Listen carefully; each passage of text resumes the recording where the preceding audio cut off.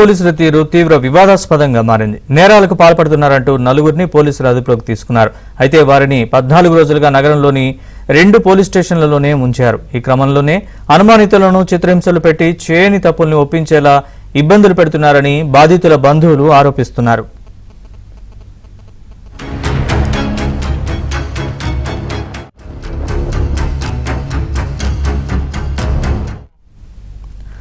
పద్నాలుగు రోజులుగా తమ కుటుంబ సభ్యులు కనపడడం లేదంటూ బాధితులు లాయర్లను ఆశ్రయించారు. వెంటనే న్యాయవాదులు జడ్జి సెర్చ్ వారెంట్ కోసం కోర్టులో పిటిషన్ దాఖలు చేశారు. ఈ వివాదంపై జడ్జి అడ్వకేట్ కమిషన్ ని నియమించారు. అయితే విషయం తెలుసుకున్న పోలీసులు అనుమానితుల్ని కోర్టులో హాజరుపరిచారు. ఆ తర్వాత అనుమానితుల స్టేట్మెంట్ రికార్డ్ చేశారు. అనుమానితులు చాలా చోరీ ఘటనల్లో పాల్గొన్నారని పోలీసులు చెబుతున్నారు.